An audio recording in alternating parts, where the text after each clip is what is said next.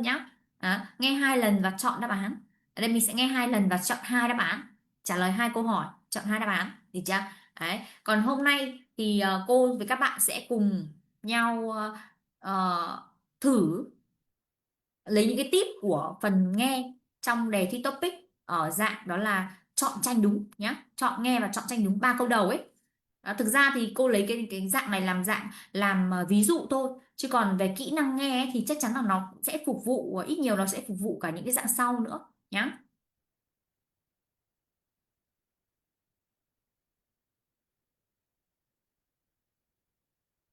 Ừ. Đấy, các bạn có thể thấy nha, đây nó là cái câu mẫu của dạng câu 1 đến câu 3. Đấy, đề bài người ta sẽ cho các bạn 4 bức tranh như này này. Đấy, 4 bức tranh như này. Nếu bạn nào đã học cô ở các khóa trước, hay là nói chung từng học cô, hay là đã tham gia buổi hôm qua ấy, thì các bạn sẽ biết đó là cô luôn luôn sẽ nhắc các bạn rằng là ngay khi nhận đề thì hãy đọc đáp án trước, đúng không? Cô đã phân tích rất nhiều về việc đó là tại sao phải đọc đáp án trước rồi. Đọc bởi vì đáp án mới là cái mà các bạn cần, đúng không? Cái chúng ta đọc mà gì đề bài đang yêu cầu gì, chọn đáp án mà, đúng không? Chọn đáp án thì cái mình đang cần làm là gì, cái mình đang cần quan tâm là gì, là đáp án nào mới là đáp án đúng, cái nào là đáp án đúng, đúng không? Đấy, thế thì cái mình cần cần quan tâm đó là đáp án. Thế thì mục tiêu của chúng ta sẽ là đọc cho cô đáp án trước nhá. Đấy, trước khi băng phát. Cái này là mẹo, là mấu chốt, là mẹo nhưng là mấu chốt của đề nghe nhá. Nếu các bạn cứ chờ khi người ta phát băng xong rồi các bạn mới nghe và chọn đáp án ấy, thì 100% là không thể nào nghe được. Đấy là những người mà ở trình độ cao rồi ấy, còn có thể là sẽ bị miss thông tin, bị đuổi, bị rượt đuổi bởi băng ấy. Đấy, chứ chưa nói là chúng ta đang ở cái gì cái trình độ là chúng ta đang học luyện đề để thi, đúng không? Đấy thì đương nhiên là nó sẽ bị chơi với hơn các bạn khác, các bạn ở cái trình độ cao rồi. Đấy, nhưng mà thậm chí là các bạn ở trình độ cao mà không không có mẹo làm đề, cứ thế vào nghe rồi làm luôn ấy, cũng chưa chắc bạn chọn được làm đúng nhá. Đấy, mình đang chưa nói về trình độ nhá, mình mới đang nói về kỹ năng làm đề đấy. Đấy, thế nên là mấu chốt nhất vẫn phải đọc cho cô đáp án trước. Mình đọc đáp án trước thì mình có cái gì, có mấy cái lợi như sau. Một, đọc đáp án trước về tinh thần là mình sẽ thấy thoải mái hơn, bởi vì mình làm chủ đề. Chúng ta đi trước thời đại mà, chúng ta đi trước băng mà, thì tinh thần của mình đã thoải mái hơn rồi, đúng không? Bao giờ ở thế chủ động cũng sẽ thoải mái hơn. Đấy là cái lợi thứ nhất. Cái lợi thứ hai khi mà các bạn đọc đoán trước đó là các bạn sẽ biết trước được thông tin mà người ta nói, đúng không? Chắc chắn rồi, bài nói về cái gì thì một trong trong 4 đáp án này là đáp án đúng, thì ít nhiều gì nhá, các đáp án ở đây, các đáp án đúng ấy, đúng thì chắc chắn là sẽ nói về nội dung, sẽ là nội dung người ta sẽ phát trong băng rồi. Nhưng đáp án sai ấy, cũng không phải là sai hoàn toàn. Đáp án sai nó chỉ là sai một thông tin nhỏ trong cái nội dung người ta nói thôi, thì cũng sẽ thành đáp án sai, chứ không thể nào sai hoàn toàn được, đúng không? Đấy, thế nên là các bạn đọc cho có 4 đáp án, nhìn 4 tranh, hay là đọc 4 đáp án ở những cái câu phía sau ấy. Đấy là chúng ta đã lấy được một phần của cái phần nội dung người ta sẽ nói rồi, mình biết trước được được đề luôn rồi còn gì nữa, đúng không? Đấy, đấy là sẽ có 2 cái lợi như thế nhá. Còn ví dụ này, về phần nghe nhá, đây cô sẽ nói qua về cái phương pháp với cả cái cách tiếp cận để chúng ta có cái nhìn toàn cảnh trước, sau đó thì chúng ta sẽ nghe và vào đề thực chiến sau nhá. Ví dụ này, khi mà các bạn nhận đề nhá, khi các bạn nhận đề này, ờ, nếu bạn nào mà đã từng thi topic thực tế rồi ấy, thì sẽ biết này, khi mà bắt đầu vào phòng thi người ta sẽ phát phát đề cho các bạn, đúng không? Người phát đề xong người ta sẽ yêu cầu các bạn úp đề xuống. Đấy, sau khi mà phát đề xong hết rồi, tất cả mọi người đều nhận đề rồi, thì bắt đầu mới phát băng. Phát băng thì phát băng không phải phát một cái là vào câu 1 luôn, mà là người ta sẽ có phần nhạc dạo, đúng không? Đây cô sẽ mời các bạn thử nhá. Người ta sẽ có cái phần nhạc dạo, đây nó sẽ như này này.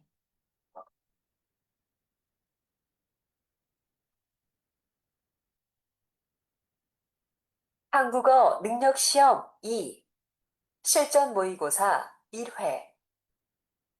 Đấy, các bạn thấy không? Nó sẽ có cái phần nhạc dạo gì đấy, xong người ta giới thiệu đây là kỳ thi topic và đây là kỳ thi lần thứ bao nhiêu, và cái gì đó. Nó đại khái là giới thiệu chung về về kỳ thi. Đấy. Và sau đó thì vào một lúc sau người ta mới bắt đầu nói đến 아래 1번부터 50번까지는 듣기 문제입니다. Đấy, sau đó người ta mới giới thiệu là sau đây sẽ là 50 câu nghe của các bạn. Đấy, 문제를 잘 sau đó 듣고 nói đề bài này. 질문에 맞는 답을 쓰십시오. Đây là phần đề bài, tức là trong 50 câu đấy thì ý ở đây là các bạn sẽ phải nghe kỹ và trả lời chọn đáp án đúng, được chưa? Đấy, đây nó vẫn là phần giới thiệu nhé, chưa có nội dung gì các bạn cần phải nghe cả. Sau đó, đây từ cái phần tinh tinh nhảy đi này trở đi ấy, thì bắt đầu là mình sẽ vào phần câu 1 đến câu 3 và nó sẽ đọc đề bài và mình bắt đầu cho các bạn nghe. Thế thì cô đang ước tính nhá, từ cái phần đầu bắt đầu phát băng cho đến cái phần tinh tinh này ấy, thì ở đây của cô là băng nó đang phát đến 30 giây. Thì 30 giây đấy có phải là để chúng ta thư giãn kiểu nghe nghe nghe để mình thư giãn ở đầu không? Hoàn toàn không nhá. 30 giây này là 30 giây mấu chốt để xem là các bạn có làm chủ được đề nghe hay không. Tại sao cô nói như thế? Nếu các bạn nào biết tận dụng 30 giây này ấy, để đọc đáp án, ngay sau khi người ta bắt đầu phát băng ấy là người ta đã cho các bạn được phép lật đề lên để xem đề rồi. Đấy, nếu mà cứ ung dung ngồi chờ khi nào người ta bảo là câu một là gì, sao bắt đầu nghe bắt đầu mới mới chọn ấy, thì lúc đấy các bạn sẽ bị động. Nhưng 30 giây đầu này nếu bạn nào nhanh thì nhìn thật nhanh cho cô các đáp án ở ba ba câu đầu, ba bức tranh, tức là mình 3 4 12 bức tranh đầu nhá. Tí nữa cô sẽ chỉ cái cách mẹo là làm sao để nhìn nhanh được các bức tranh nhá. Đấy, nhìn tranh, thậm chí là nếu bạn nào nhanh ấy thì cố gắng nhìn được cho cô đến thậm chí là các đáp án là câu 4 luôn. Câu 4 ấy của đề nghe ấy. Đấy, tức là chúng ta sẽ làm sao để chúng ta làm chủ đọc được nhiều đáp án, càng nắm được đọc trước được các đáp án ở trong đề càng nhiều càng tốt nhá. Đấy, và khi nó bắt đầu đến cái nhạc đó là tinh tinh rồi ấy, thì nhớ là quay trở lại cho cô câu số 1 để bắt đầu vào chuẩn bị nghe nhá. Đấy, và tinh tinh như thế này ấy, nó cũng sẽ không đọc câu 1 luôn đâu, mà nó sẽ bắt đầu nó sẽ giới thiệu là sau đây sẽ là câu 1 đến câu 3, bạn hãy nghe và trả lời đáp án. Sau đó người ta mới nói là 1번 như này này. 다음을 듣고 Đây là đây. 알맞은 그림을 고르십시오. Đấy, 한 đây 번씩 읽겠습니다. đây là vẫn đang giới thiệu đề bài này. 1번. Đấy, sau cái tiếng 1번 này thì mới đến phần các bạn cần phải nghe nhá. Cái phần trước 1번 các bạn không cần phải quan tâm. Các bạn chỉ biết đấy là phần giới thiệu thôi, không phải để không cần phải mất neuron thần kinh nào cho cái câu đấy, cho cái phần nghe đấy nhá. Để dành cái toàn bộ sức lực của mình để nghe sau cái chữ 1번. Được chưa? Nhớ nhá. Cô xin phép tắt mic một số bạn nhé để cho nó đỡ ồn. Được chưa? Đấy. Nào, bây giờ này, mình sẽ bắt đầu thử vào câu một nhá, nhìn cho câu một. Câu một ở đây của cô đang có, các bạn để ý cho cô này. Câu một ở đây của cô có 4 bức tranh, đúng không? Có 4 bức tranh. 4 bức tranh ở đây chúng ta để ý cho cô nó sẽ có 2 bức tranh một cặp, đúng không? 2 bức tranh một cặp. Cô nhìn có phải là 1 với 2 cùng một cặp và 3 với 4 đang ở cùng một cặp không? Các bạn nhìn thấy cho cô cái điểm gì chung ở 4 bức tranh hay là 2 cặp này nhỉ? Thử comment cho cô nào. Bạn nào nhìn thấy điểm gì chung để mình nhìn nhanh được các bức tranh nào? Phải nhìn cho cô điểm chung nhá. Mấu chốt nhất đó là phải nhìn được ra điểm chung và điểm khác biệt nhá. Nào, theo các bạn thì tại sao cô lại gom gom 2 bức tranh 1 2 và bức tranh 3 4 mình làm 2 cặp? Chính xác. Ở đây chúng ta nhìn thấy điển hình đó là điểm chung ở các bức tranh là có ô, có công ty và đều có mưa. Nhưng tại sao cô lại chia làm bức tranh 1 2 và bức tranh 3 4? Đấy, tại sao? Mình nhìn thấy 4 bức tranh này đều có 3 điểm chung là mưa, ô và công ty là đúng rồi. Bây giờ mình nhìn về điểm khác biệt, tại sao cô chia 1 2 và 3 4 làm 2 cặp? Tại sao? Chính xác, chính xác, chính xác. Vì các bạn nhìn thấy không? Ở đây chúng ta nhìn rõ mưa luôn. Ở đây hai bạn ấy đang ở ngoài trời. Hai cái bức tranh phía dưới đang ở trong nhà. Nó sẽ mấu chốt, nó sẽ khác nhau. Khi các bạn nghe hội thoại thì nó sẽ khác nhau ở đấy đấy nhá. Nhớ nhá. Ở đây của cô này, tất cả bức tranh của chúng ta đều nhìn thấy. Đây cũng có ô này, hơi mờ mờ tí thôi. Nhưng mà mình sẽ để ý ở đây nó đều sẽ có mưa này, công ty và ô. Nhưng mà tại sao cô lại chia 1 2? Bởi vì 1 2 ở đây của cô đang ở ngoài trời. Được chưa? Đấy. Và 3 4 của cô đang ở trong nhà nhá. Đấy. Nào, sau khi mình nhìn ra được điểm chung và điểm khác biệt như vậy thì chúng ta bắt đầu nghe nhá. nhớ là phải nhìn như thế trước thời điểm nghe nhá. Bắt đầu vào nghe này, khi mà nó bắt đầu 1번 là phải dừng mọi hoạt động khác, tập trung trí lực để nghe, không có gọi là gì nhão nhác đi tìm thông tin hay đọc thông tin nữa nhá. Lúc đấy là bắt đầu phải tĩnh tâm để bắt đầu nghe rồi. Nào bây giờ thử cho các bạn nghe nhá. Nào thử cho các bạn nghe này.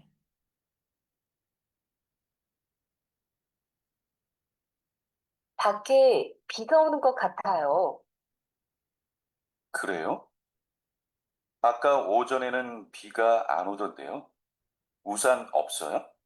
네, 혹시 우산이 더 있으면 좀 빌려주세요. Đó là hết phần nghe của câu 1 nhé. Cô sẽ cho các bạn nghe lại này. 알맞은 그림을 고르십시오. 한 번씩 읽겠습니다. 1번, 밖에 비가 오는 것 같아요. 그래요? 아까 오전에는 비가 안 오던데요. 우산 없어요? 네, 혹시 우산이 더 있으면 좀 빌려주세요. Đó, đó là cái phần nghe của câu 1. Các bạn thấy không? Thực ra nhá, phần nghe này rất là ngắn. Nó chỉ có khoảng 2 đến 3 thoại thôi. Đấy. Các bạn nghe thì sẽ thấy nó rất là ngắn luôn. Nhưng vấn đề đây là chúng ta nghe là làm sao để bắt được keyword đúng không? Nào, bây giờ cô sẽ cho mình thử thử bắt lại này. 밖에, 큰 그림을 고르십시오.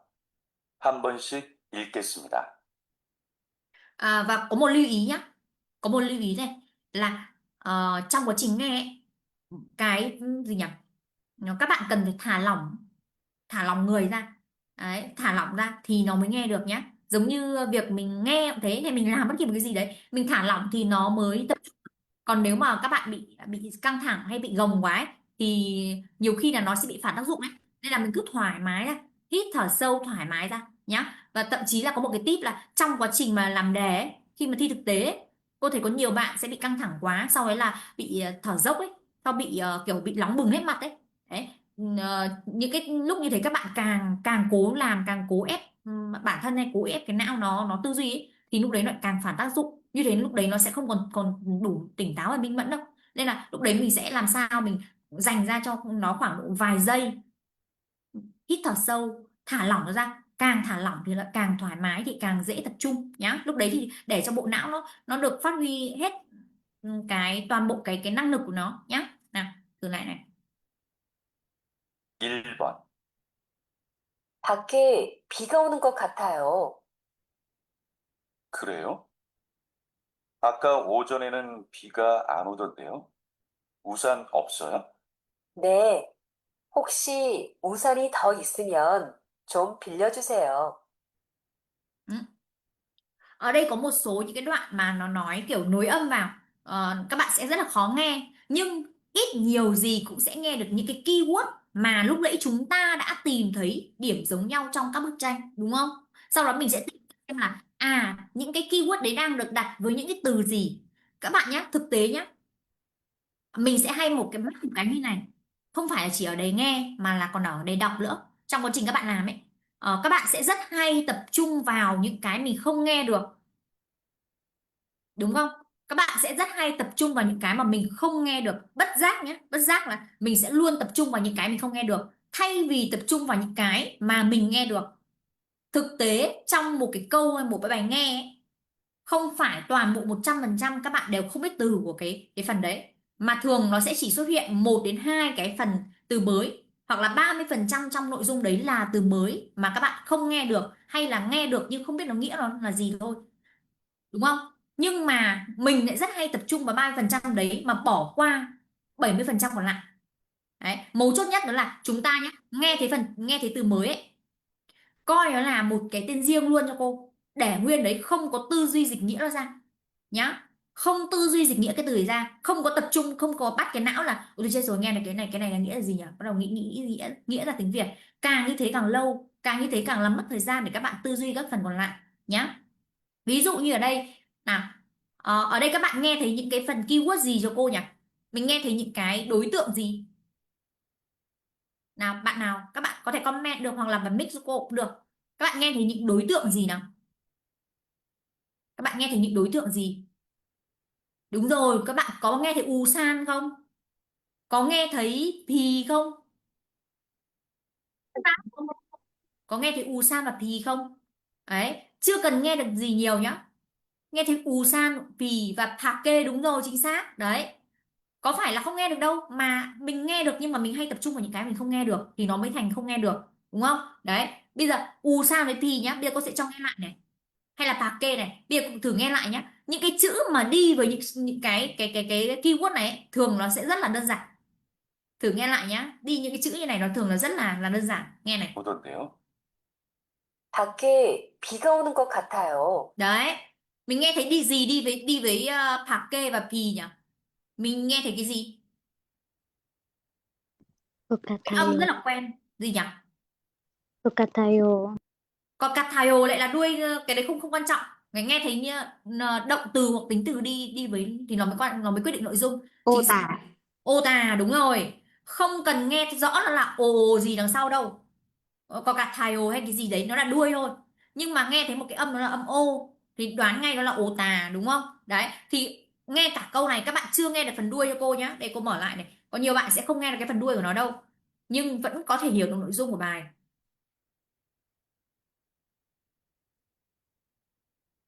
밖에 비가 오는 것 같아요. Đấy, cái phần đuôi cái gì gì đấy là thài ồ, đúng không? Nhưng cái đấy không quan trọng. Bây giờ quan trọng nhất là phạc kê pì và ồ tà thôi. Không nghe hết câu được, không nghe được chính xác cái phần đuôi câu, nhưng vẫn hiểu được đại khái, đại ý của câu này là gì. Đại ý của câu này là gì? Ngoài trời mưa. Chính Có xác, gì? vẫn hiểu được đại ý, đúng không? Mấu chốt nhất của vấn đề của nghe đó là không cần nghe hết, nghe bắt chữ và đoán đại ý thôi, đoán đại ý cho cô thôi nhá. Đấy, là mình sẽ nghe được là ở đây mình đoán được đại ý, mình nghe được hiểu đại ý ở đây là bên ngoài mưa, đúng không? Đấy, tiếp này. 그래요? 아까 오전에는 비가 안 오던데요. Gì nữa, cái này thì lại nghe thấy những cái keyword gì nhỉ, những đối tượng gì thôi, nghe thấy những đối tượng gì, không cần dịch ra tiếng Việt. Nghe những đối tượng gì? Câu 2 nghe thấy những đối tượng gì? Khó nghe hơn một chút nhưng nghe thấy những đối tượng gì? Nghe những đối tượng gì?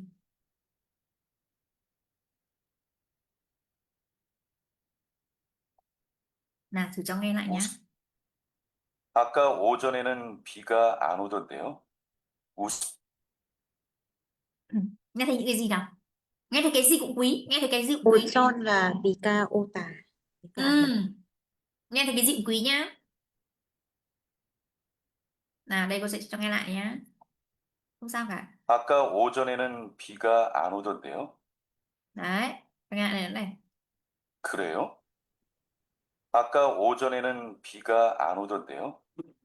Khi nãy khi Ừ. nãy có nghe rằng là buổi sáng là không mưa mà.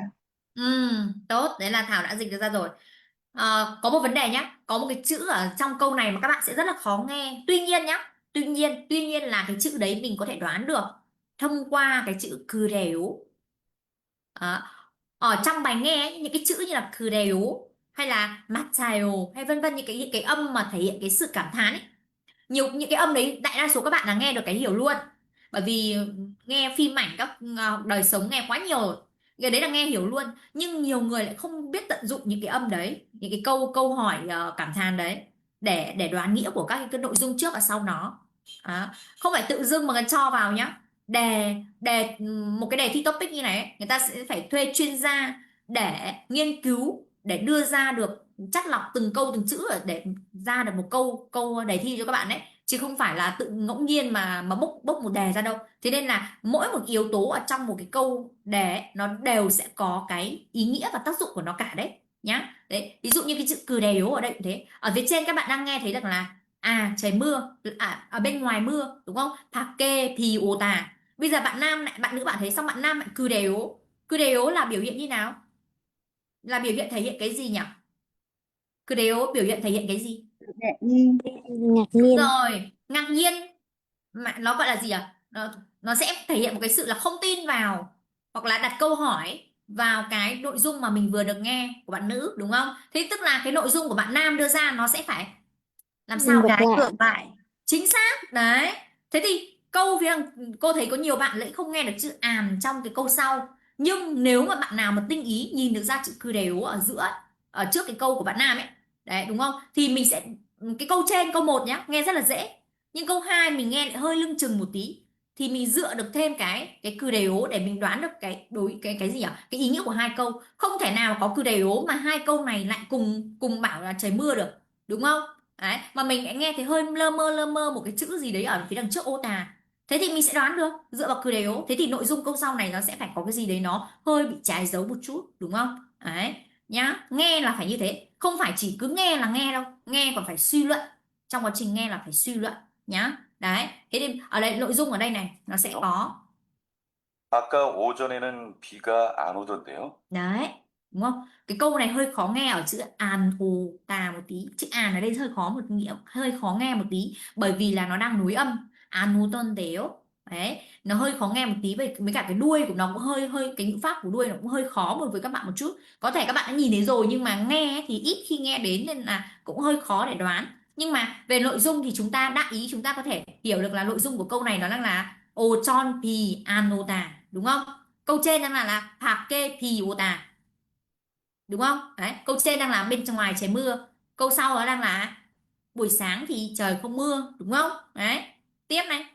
우산 없어요? Câu này thì quá đơn giản, đúng không? Câu này thì đơn giản rồi. 우산 없어요 thì câu này quá đơn giản, không có ô à, đúng không? Câu này thì đơn giản. 네.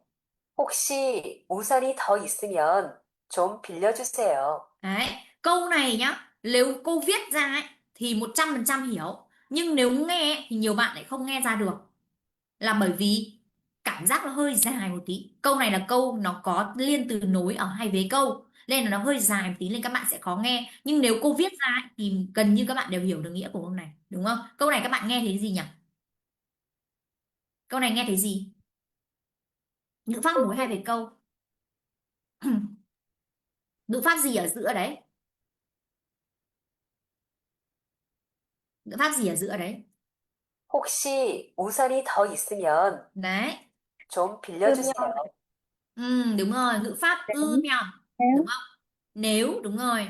Đó, thì bạn ấy đang, bây giờ mình lại suy luận tiếp cái vế đằng sau nhá. Pillar chuseo đúng không? Cái chữ pilita thì có thể có nhiều bạn sẽ chưa nghe ra được cái chữ pilita ấy. Đấy, có thể nhá, có thể nhiều bạn vẫn chưa nghe được cái chữ pillar chuta là pilita, đúng không?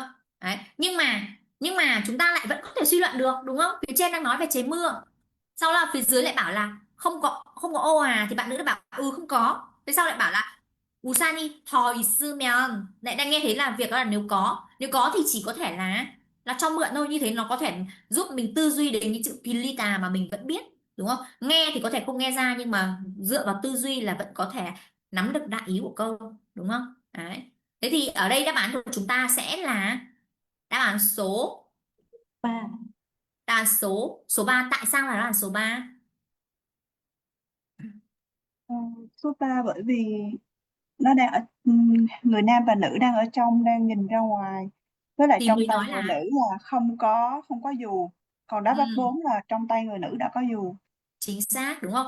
Dựa vào câu đầu tiên chúng ta đã có là 밖에 비가 오다, thế thì không thể nào mà bạn mà đang đứng ngoài bảo là bên ngoài mưa được, đúng không? Nên là đã loại được 1 và 2 rồi. Đấy, mình dùng cả phương pháp loại trừ cho cô nhá. Đấy, loại 1 và 2, thế còn 3 và 4 thì đều 밖에 비 오다, dựa vào cái thông tin đầu tiên thì cả hai đáp án này đều đều thỏa mãn. Bây giờ mình sẽ dựa vào việc đó là thì 우산 없어요, cái bạn ấy bảo nê, cái là đã loại được số 4 rồi, chọn được đáp án số 3, đúng không? Đấy là cái cách chúng ta làm để nghe đấy, chứ không hẳn là các bạn cứ ngồi đăm đăm mà nghe xong là nội dung này có nghĩa là gì nhỉ, đấy đúng không? Đấy, thực ra là lẽ là cô đang dịch ra là có ô hay không ô, hay là cô đang dịch ra tiếng Việt cho các bạn để các bạn dễ tư duy thôi, chứ còn thực ra những cái câu như thế khi mà các bạn nghe các bạn không cần phải dịch ra, những cái câu nó đơn giản ấy, như là chữ thì nó là mưa ấy, là tự não bộ của các bạn nó cũng đã tư duy linh ở trong đầu rồi, không cần nhất thiết phải phải phải tạo một cái đường dẫn rằng là thì là mưa đấy trong đầu đâu, não nó tự tư duy được đấy, các bạn không cần phải dịch ra luôn vẫn hiểu được, đúng không? Đấy là cái cách mình làm nghe nhá.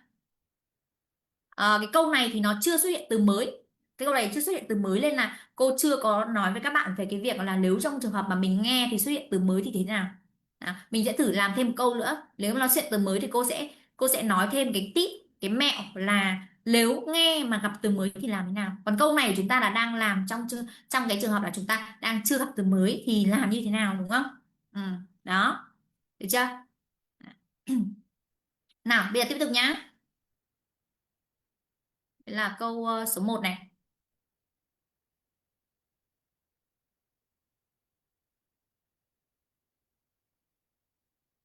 Xem là cho một câu mà, tại vì cô giảng hơi kỹ nên là một buổi cô sẽ chủ yếu là cô sẽ hướng dẫn các bạn về cái cách để các bạn làm thôi, bởi vì bản chất nó là những cái đề này á ở trên mạng nhiều mà, nếu mà bảo là chữa để cho các bạn lấy đáp án ấy thì thực tế là lên mạng nhiều lắm.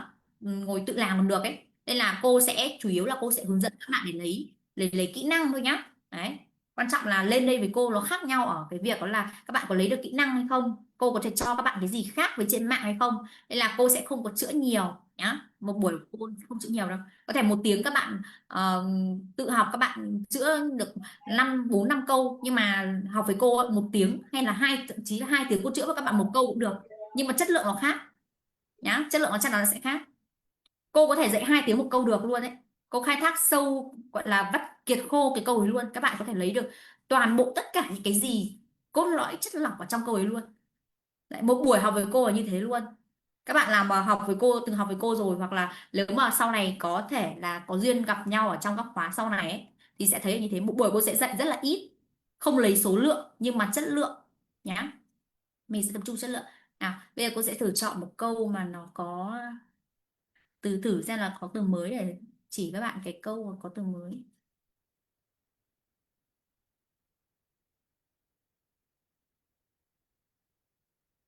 Thử câu này nhá. Nào bây giờ mình thử nhìn cho cô, nào thử nhìn cho cô. Bây giờ chúng ta lại tiếp tục nhìn đáp án trước, đúng không? Mẹ cô nói thôi, nhìn đáp án trước. Đáp án ở đây chúng ta có những cái gì nào? Nhìn sự giống nhau trước. Nào comment cho cô nào. Ở đây chúng ta có những cái điểm gì giống nhau nào? Có những cái gì giống nhau?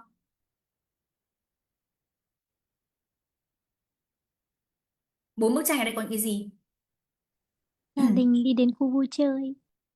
Chính xác, gia đình đi về khu vui chơi. Gia đình khu công viên giải trí, gia đình đi chơi, có 1 nam 1 nữ, 1 trẻ con, đúng không? Để cho cô 1 nam 1 nữ và 1 trẻ con. Ờ, Tư duy là gia đình là cũng hơi nguy hiểm nhá, bởi vì có bức tranh nó sẽ không phải là gia đình đâu. Đấy, cứ nhìn cho cô là có 1 nam 1 nữ và 1 trẻ con là chính xác nhất nhá. Đấy, rồi có 1 nam 1 nữ và 1 trẻ con, và có liên quan đến đi chơi hoặc là khu vui chơi, đúng không? Đấy là sẽ điểm giống nhau. Làm cái điểm khác nhau thì sao nào? Điểm khác nhau thì sao? Bây giờ cô sẽ chia ra, bài này cô sẽ, các bạn nếu mà đi thi ấy, nếu là cô ấy thì cô sẽ chia như này này, cô sẽ nhìn thấy 2 và 3 và 1 với 4. Các bạn đố các bạn biết tại sao cô lại chia như này, nó sẽ có điểm gì giống và điểm gì khác nhau nào?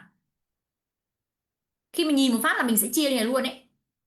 Người bố đang nói về cái gì? À, người nhân viên đang nói về cái gì đấy, còn kia là gia đình chơi với nhau. Đúng rồi, chính xác. Ở đây chúng ta đang có là bạn nam, vì sao cô lại bảo các bạn là không lên chia là gia đình và khu vui chơi mà lên chia là 1 nam 1 nữ và 1 trẻ con, là như thế. Nó sẽ ở đây cô sẽ chia làm bức tranh 1 và bức tranh 4. Là vai của bạn nam là nhân viên, đội mũ khác hẳn đấy đúng không, đeo cả bảng tên này. Đấy nhìn nhanh là phải như thế nhá, nhìn thật là tinh ý vào. Còn 3 với 4 ở đây của cô đang là 2 vợ chồng, đấy là một gia đình, đúng không? Đấy, nhìn thấy điểm điểm khác biệt rồi đúng không, điểm giống nhau và điểm khác biệt rồi đúng không? Nào bây giờ bắt đầu nghe nhá. Bây giờ bắt đầu nghe này, cố gắng nhá. Nếu trường hợp gặp từ mới này thì nhớ cho cô này, tập trung vào cái nghe được, không tập trung vào cái không nghe được. Nếu gặp cái không nghe được thì nhiều bạn sẽ hỏi là thế là nếu gặp cái không nghe được thì làm nào, bỏ qua à? Không bỏ qua, coi nó là một đối tượng, giữ nguyên cái âm đấy cho cô. Ví dụ các bạn nghe thấy chữ, cô ví dụ như câu trên mà nghe thấy chữ ù san mà không biết là cái ô đi, để nguyên là ù san thôi, mình nghe thấy là ù san ọp sởi, không có ù san à, đúng không?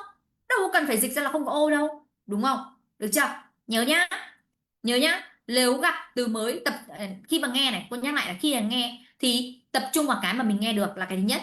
Nếu gặp cái không nghe được ấy thì nhớ là giữ nguyên cái âm đấy, coi nó là một một đối tượng, giống như kiểu là Lan Hoa Mai Phong Phương ấy, là tên riêng ấy. Con là một cái tên riêng thôi, có sao đâu, là một cái đối tượng thôi. Sau đó mình làm mình vừa đoán tiếp nhá, không bỏ qua nhá. Bỏ qua thì mất thiếu ý trong quá trình nghe, không bỏ qua nhá. Nào bắt đầu nghe này.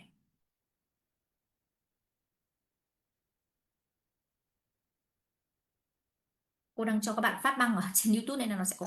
Chưa đến 1 phút, Cường sẽ hướng dẫn các bạn cách làm video thời trang để chúng ta có thể kiếm tiền affiliate ở trên TikTok cực kỳ đơn giản. Ok, bắt đầu nghe nhá các bạn. 2번. 어서 오세요. 무엇을 도와드릴까요? 제 아이가 이 놀이기구를 타고 싶어 해서요. 죄송하지만 키가 140cm가 안 되면 놀이기구를 이용할 수 없습니다. Đó, nào cô sẽ cho nghe lại nhé. Các bạn cứ thoải mái nhé. Trong quá trình mà mình đang luyện nghe ấy, thì mình nghe bao nhiêu lần cũng được. Miễn là sau đấy mình chắt lọc được, mình học được cái gì nhá. Không cần phải áp lực là ui đi thi nghe một lần, bây giờ đang luyện đề nghe một lần mà bây giờ phải nghe 3-4 lần mình nghe ra thì ăn thua gì. Không không không nghĩ thế nhá. Đang luyện thi thì chắc chắn là được phép nghe nhiều lần nhá. Làm sao mà đang luyện thi mà nghe 10 lần mới ra đáp án, nhưng khi đi thi mà nghe một lần vẫn ra đáp án thì mới là quan trọng nhá. 다시 드릴까요? 2번. 어서 오세요. 무엇을 도와드릴까요? 제 아이가 이 놀이기구를 타고 싶어 해서요.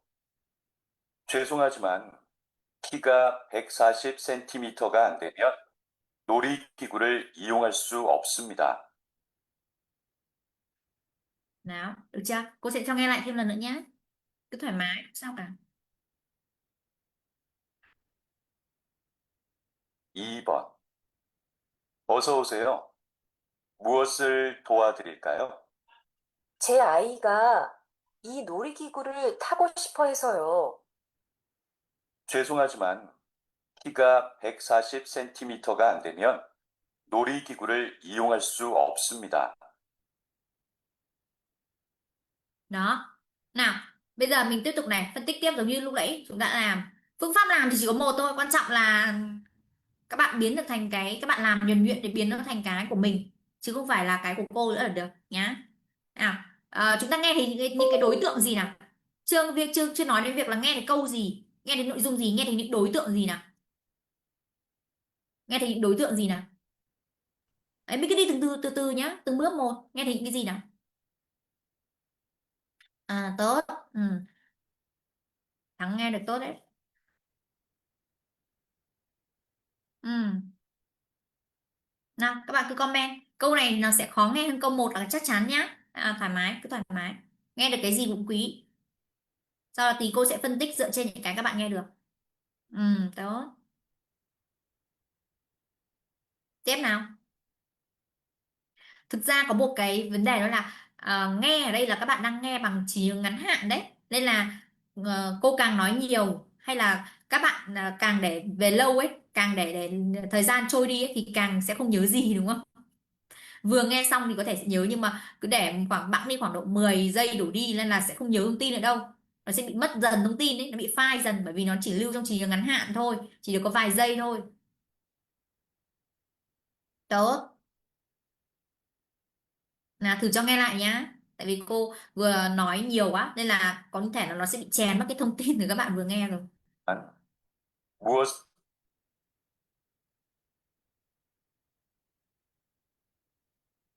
2번. 어서 오세요. 무엇을 도와드릴까요? 제 아이가 이 놀이기구를 타고 싶어 해서요. 죄송하지만 키가 140cm가 안 되면 놀이기구를 이용할 수 없습니다. Đó.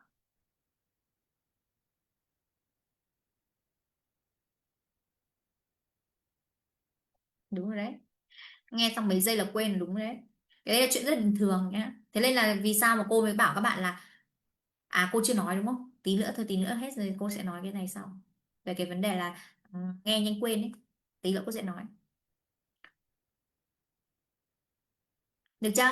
Nào, tiếp tục này. Chúng ta nghe, sau khi chúng nghe thấy những yếu tố đấy rồi thì Bây giờ mình mới để ý xem là các cái nội dung mà mình nghe được nó đang đi với những từ như nào nhá. 죄송하지만 무엇을 도와드릴까요? Đấy, câu đầu tiên là cái gì đấy? Câu đầu tiên có khó nghe không? Câu đầu tiên có khó nghe không? Câu đầu tiên là cái gì nhỉ?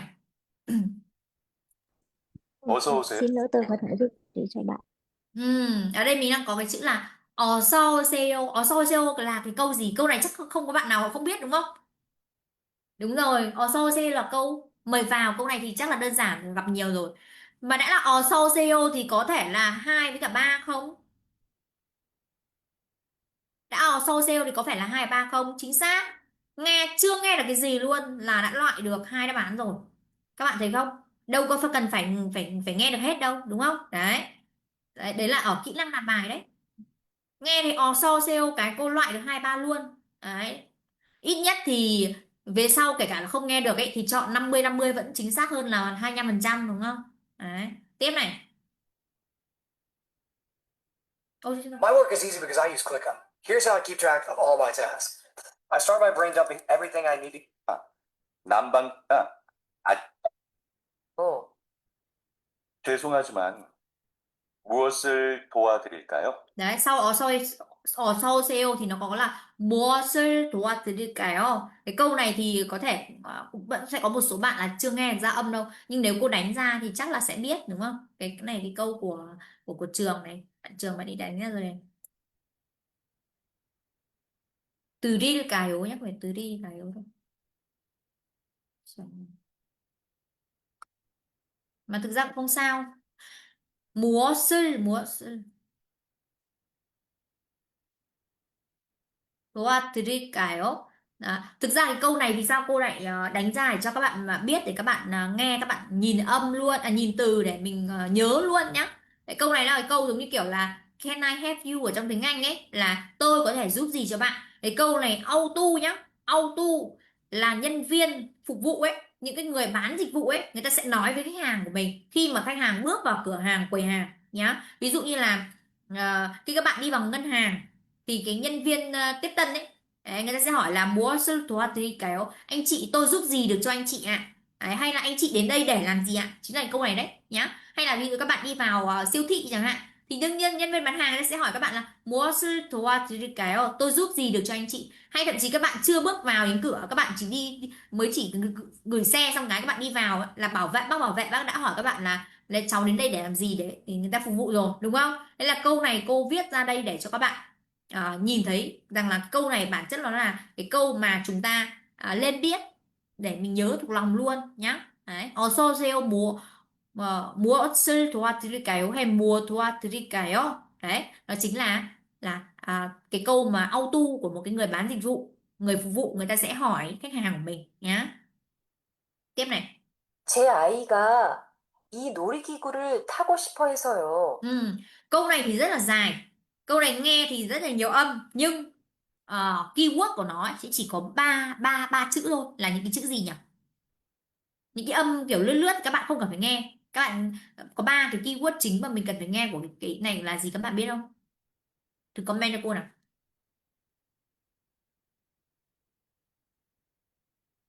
Là gì nhỉ?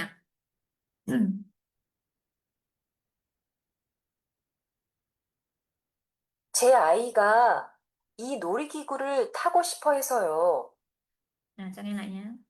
제 아이가 이 놀이기구를 타고 싶어 해서요. Đó. Gì nhỉ? Đúng rồi, chính xác. Nori, Kiku và Thata. Takoshita đấy, đúng không? Thata, Takoshita. Đại ý ở đây, câu nó rất là dài. Nhưng đại ý ở đây chỉ là câu rất dài nhưng đại ý chỉ là gì nhỉ?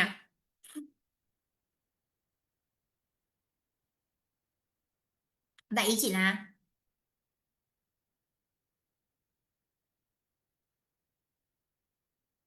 chính xác, muốn chơi cái đấy, đúng không? Đại khái là muốn làm hay muốn chơi cái đấy. Có nhiều bạn sẽ không biết chữ tha tà là gì, nhưng mà đại khái là nghe thấy nù đi là chơi rồi, đúng không? Hay là cô ship tà, không biết tha tà là gì nhưng cứ cô ship tà là muốn rồi. Thế tức là muốn làm cái gì đấy. đúng không? Ít nhất là như thế, đúng không? Không nghe được nhiều thì nghe được ít là như thế. Cô mới bảo là không nghe được nhiều thì nghe được ít là như thế. Nếu bạn nào nghe được nhiều ấy thì là con tôi muốn chơi cái trò chơi này. Nghe được ít ấy, thì đại khái là con tôi muốn muốn chơi. Còn nghe được ít nữa thì con tôi muốn làm cái gì đấy, đúng không? Hay nghe được ít nữa thì là muốn làm cái gì đấy, cũng vẫn được nhá. Nghe được muốn đã là được nội dung rồi. Tiếp này. 죄송하지만 키가 140cm가 안 되면 놀이기구를 이용할 수 없습니다. Đấy, câu này lại rất là dài nhưng lại không khó nghe, không khó đoán nghĩa đâu nhá, đúng không? Câu này rất là dài. Nếu cô bảo là bây giờ một bạn nhắc lại cho cô câu này, có bạn nào nhắc lại không? Chắc là khó. Nếu không thích nốt, không nốt lại, không nhắc lại được luôn. Nhưng nếu mà muốn họ bảo là đại ý của câu này là gì ấy, thì nhiều bạn lại hiểu. Bởi vì nghe thấy rất nhiều những cái từ gì, những từ phủ định. Đại ý là gì nhỉ? Đại ý ở đây là gì? Thậm chí nhá, ở đây nhá, bà kia bảo là con tôi muốn chơi, nhưng ngay từ đầu ông này ông bảo gì? cm가 Ông này ông bảo gì? 죄송하지만 Ông bảo gì? Chue sông Hachiman, đúng không? Tức là tại sao lại chue sông? Con tôi đang muốn chơi mà lại bảo là chue sông, tức là không được, đúng không? Chính xác là không được, đúng không? Đấy, vì sau lại nghe thấy là gì nhỉ? Đại khái là nghe phía sau nhé, nó có rất nhiều nội dung, nhưng mà sau đấy đại khái là ở đây cô nghe thấy rất nhiều những cái chữ như là option gì ta, những từ phủ định, đúng không? Đấy, thì mình sẽ có thể chọn được đáp án là có một nội dung nữa. Thực ra vẫn còn một nội dung nữa, là nội dung gì nhỉ? Có nhìn thấy cái số nhỏ nhỏ không? Đúng rồi, phải tinh ý lắm ấy nhá. 140 đúng không? Nào đây nhá. 키가 140cm가 안 되면 Đấy, nghe thấy chữ an 되면 놀이기구를 이용할 수 없습니다. thì không thể nối đi ký cụ, không không thể làm cái gì đó, đúng không? Không đủ 140, đúng không? 140. Trong tiếng Việt của mình thì nói là 1m4, nhưng mà người Hàn người ta sẽ nói là 140 cm. Người ta không nói là 1m4 như mình sẽ hay nói là 1m7, 1m8, 1m4, nhưng người Hàn sẽ nói là 170, 180. Đấy, được chưa? Rồi, tốt. Đáp án đây sẽ là đáp án số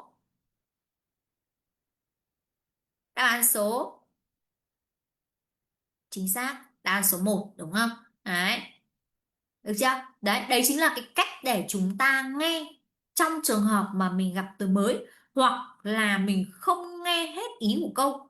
Đấy, như các bạn thấy không, cái cách cô đang phân tích với các bạn ấy là cô tập trung vào những cái mà chúng ta nghe được, chứ cô không tập trung vào những cái chúng ta không nghe được. Những cái chúng ta không nghe được là những cái không thuộc vào tầm mà mình có thể xử lý thông tin, thế thì chúng ta chỉ giữ để đấy thôi. Còn cái mà chúng ta cần cần quan tâm ấy là những cái mà mình nghe được, đúng không? Các yếu tố chúng ta nghe được vẫn giúp chúng ta loại trừ đáp án và khẳng định cái tỷ lệ đúng của câu mà chúng ta chọn cao hơn, đúng chưa? Đó, được chưa? Đấy là cái cách mà chúng ta làm các câu nghe nhá. Ở đây cô chỉ hướng dẫn làm ví dụ là câu 1, câu 2 trong cái phần chọn tranh thôi. Nhưng cái cách mà cô đang hướng dẫn các bạn ấy, các bạn vẫn áp dụng được cho các câu nghe ở phía đằng sau nhá. Vẫn áp dụng cho các câu nghe phía đằng sau. Chúng ta sẽ như vào buổi trước cô nói ấy, là cái việc mà mình học ấy nó sẽ phụ thuộc vào việc là các bạn có luyện đề nhiều hay không, các bạn có dành nhiều thời gian cho cái việc luyện đề hay không. Thực tế nhá, những cái mà cô đang chia sẻ với các bạn ở đây ấy là hiện tại các bạn đang nghe là thụ động nhá, đang nghe là thụ động, vẫn là kiến thức của cô đang chia sẻ ra từ nguồn của cô. Nó có đến được các bạn hay không, nó đến được các bạn nhưng nó có ở với các bạn hay không ấy, nó sẽ nằm ở việc là các bạn có luyện tập nó hay không, có trau dồi nó hay không, thì mới biến được thành cái của mình nhá. Chứ còn nếu mà chỉ nghe xong như này này thôi, xong đấy các bạn cứ thấy đi thi ấy, thì chưa chắc nó đã là kiến thức để giúp ích cho các bạn trong quá trình các bạn đi thi đâu nhá. Thế nên là cố gắng luyện đề thật nhiều, giống như cái buổi hôm qua cô cũng nói ấy, nhấn mạnh vẫn là luyện đề thật nhiều, được chưa? Nhân thể là các bạn đang ở đây ấy, thì cô có cô chia sẻ một chút xíu về các cái khóa học chương trình ưu đãi của trung tâm ở trong tháng 3, được chưa? Hiện tại ở trung tâm vẫn đang mở rất nhiều lớp ở các trình độ sơ cấp, trung cấp và ở các khóa tiền đề và cả topic 3, 4. Tại cô đang đảm nhận. Nếu các bạn nào có quan tâm thì có thể comment, cô sẽ gửi thêm thông tin chi tiết và có thể cố vấn học tập bạn Huyền, bạn ấy sẽ chia sẻ chi tiết hơn nhé. Đấy, các bạn có thể hỏi đáp mình có thể hỏi đáp. Nhân thể mình đang có ở đây là cộng đồng rất là đông các bạn, và có cả cô và các cố vấn học tập. Các bạn có thể ngoài hỏi đáp về khóa học thì mình vẫn có thể hỏi đáp về cả cả cả các cái khóa học và cả các cái kỹ năng khác, các vấn đề là trong quá trình mà mình học tiếng Hàn nhé. Một lớp thì thường sẽ có khoảng 6, 8, 10, hình như là khoảng 12 bạn đổ về thì phải. Học thì cũng sẽ học như này này. Đấy, cô cũng dạy kỹ năng nghe của một số khóa rồi cũng sẽ học như này này.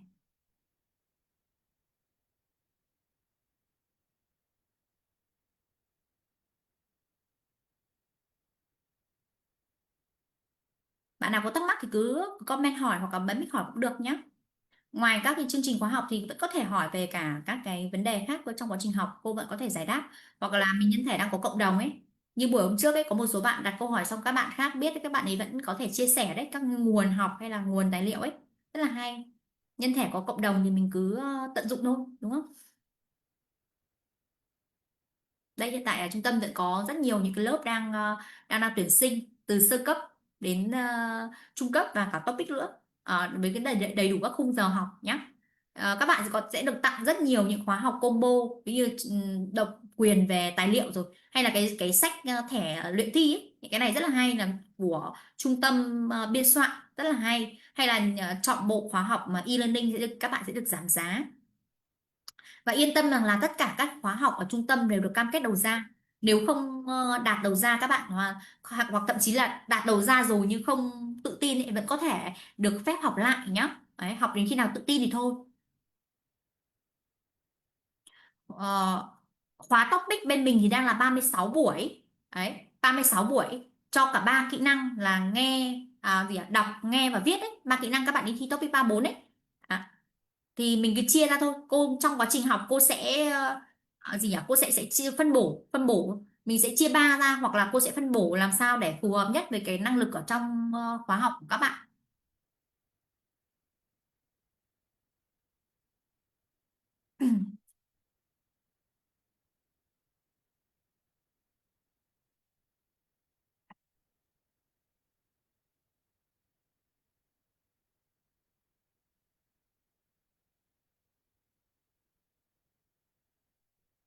Cô có cái phần bài test nữa để phục vụ cho cái buổi sau. Các bạn